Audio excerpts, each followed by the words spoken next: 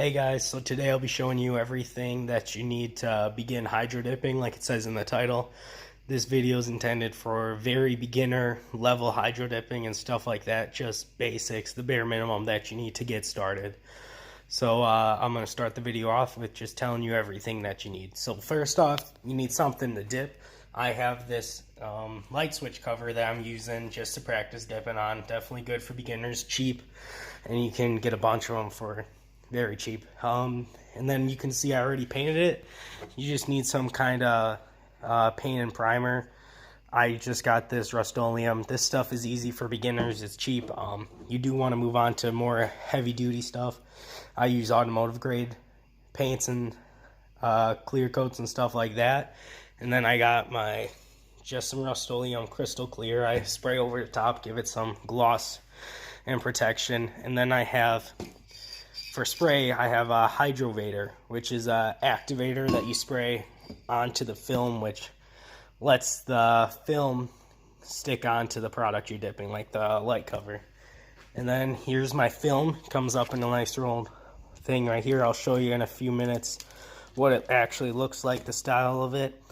Some kind of knife, anything that you can use to cut the film, because you need to cut it off of how much you need. And I use some like masking tape to kind of create borders around the film, so that way it's easier to put in your tub of water here. So here's the tub that I use. It's 6 inches at most deep. Not that big, but if you're using bigger items, get a bigger tank tub. Eventually you move on to actual hydro dipping tank and setup. So I use anywhere from about 83 to 87 degrees water, and you want to get like a thermostat or something that can tell what the temp is. After a while you kind of know what you want, so that's why I use in here, and I just fill that up to, you can kind of see where the lines are. I fill it up to there. So this is everything I'll be doing, and I will be back in a minute showing you how to cut the film and how you're supposed to know how to layer it. Alright guys, so let me turn it around for you. So here's what the film that I'll be putting on that light cover looks like. This is kind of a see, say, hear no evil kind of style. Very popular in hydro dipping. I see it on a bunch of stuff.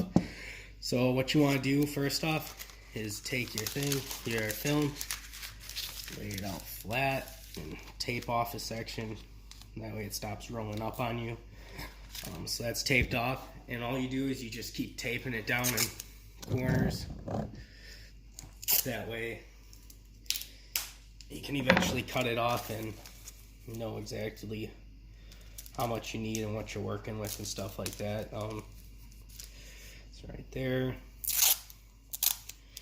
And I'm eyeballing it right now, but normally you just take the item that you're dipping. At least how I used to do it is I take the item that I'm dipping and I kind of layer on top to get a good size comparison of how much film I'm going to need for the dip. And this is all just beginner stuff that different people do different stuff, but this is kind of how I learned. So then you just take your knife, you run it through the film of how much you think you're going to need.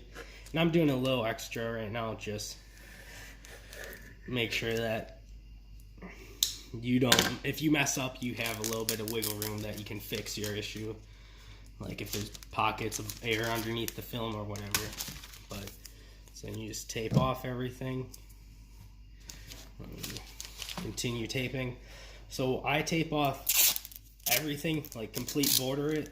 You don't have to. It definitely helps me when I was starting off, because otherwise I would accidentally dip my film into the water and water would get on top of it and it kind of just ruins everything. So this is what I recommend doing, especially for a beginning, until you kind of pick up on what you need to be doing. So you just tape off all the borders.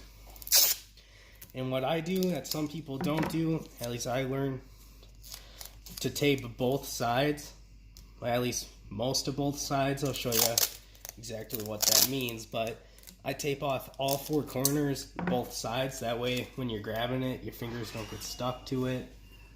So this is everything.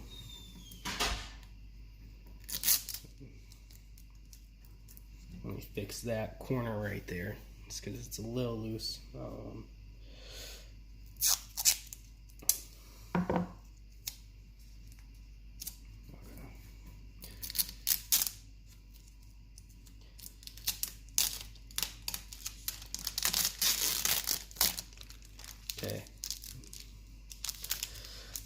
flip it, and like I said, tape up 4 corners. That way you don't even have to tape up all 4. You can tape up 2. That's also perfectly fine.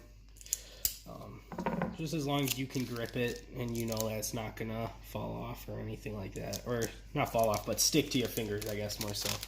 So this right here is the film. If you look at it, you can see more of a gloss on this side. I'm not sure how the camera quality will be with this, but there's more of a gloss on that side.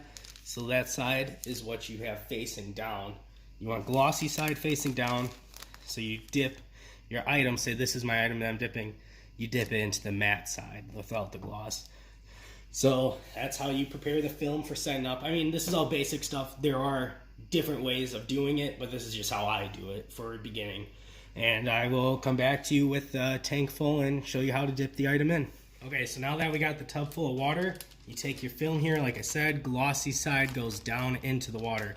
So you kind of want it to bow in the middle. So you take your film, put it in the water.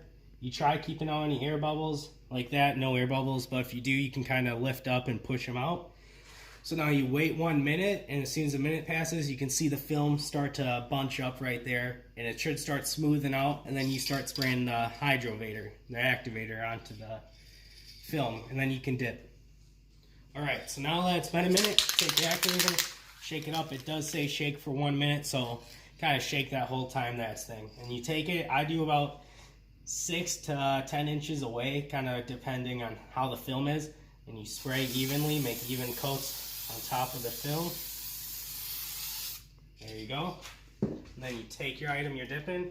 Right here I put some nails in it to make it kind of easier, and you dip it in. And you shake it off, get this film out of the way. There's still some left over. Pick it up, and there you go. You see the items here? As soon as you dip it, you gotta rinse it off because there's this kind of gel substance on the top of it. So you take your, it doesn't really matter how much pressure. If you did it right, it shouldn't come off. So I like to start at a little bit lower, and you just rinse it off. This gets the film on. It does take a while, especially if you're using like a kitchen sink like I am. But as long as you do it right, it shouldn't take the activator off, or the film off. As you can see, like the film staying on. Sometimes it will put holes in it. That means that you had issues with when I just sprayed the activator on. So all you do is you just clean it off, and you can feel it. There is still the gel in some spots, so you just want to crank up the pressure. And like you see, like this is a decent amount of pressure, and it's not tearing the film off at all. And just do that on everywhere.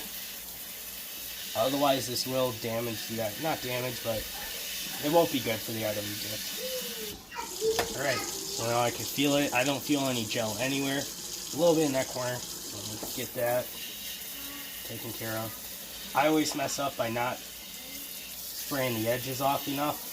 So I did that. And otherwise, you let this dry for a few, until it's pretty much all the water's gone, and then you spray on the clear coat.